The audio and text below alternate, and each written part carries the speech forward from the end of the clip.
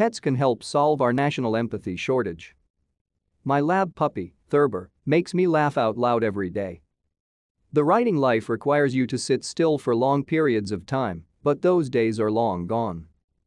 As I write this column, attempt to write it, that is, my 7.5-month-old buddy keeps dropping his ball at my feet, hoping to get me to play with him. To stay up to date with latest top stories, make sure to subscribe to this YouTube channel by clicking the button above this video. Which makes me laugh out loud. He usually doesn't give up until I take him outside for a good run, or we go to the park so he can greet strangers with enthusiastic joy. I knew getting a dog would change my daily routine, but I had no idea how much he would change and brighten up my life. I didn't realize until after he arrived 5.5 months ago, but I used to go for days without laughing, certainly without laughing out loud. Now Thurber's antics make me laugh so hard and so often, I can only imagine how much public civility would be improved if everyone in our country could experience the daily joy he brings me.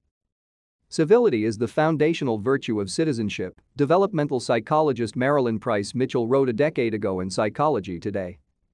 It's behavior that recognizes the humanity of others, allowing us to live peacefully together in neighborhoods and communities.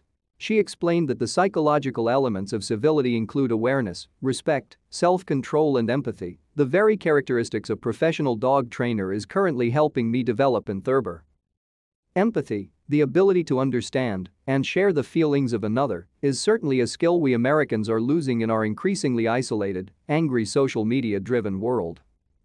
But pets like my best buddy Thurber can help bring us together and help us restore our argumentative nation to a civil, well-functioning republic. Child development specialist Denise Daniels explains in the Washington Post that emotional intelligence, or EQ, is a measure of empathy.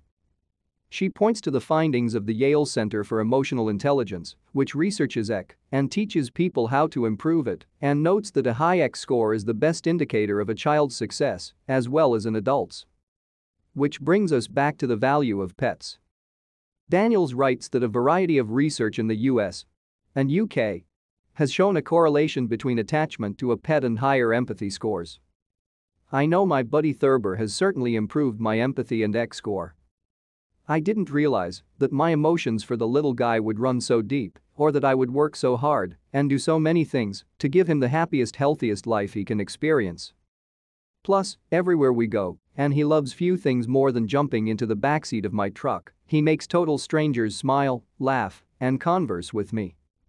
His simple presence can bring human strangers together. He not only makes us forget the petty human world, for a little while, at least, but he reminds us that a simple but magnificent creature like him can turn the most hardened souls back into an empathic, laughing, happy children. As I work hard to train Thurber to be a great dog who exhibits compassion, self-discipline, courtesy, and empathy, he is training me right back to improve all of those very same skills. I can no longer imagine what my world would be like without my lovable Labrador enriching it for me and everyone else who meets him every day.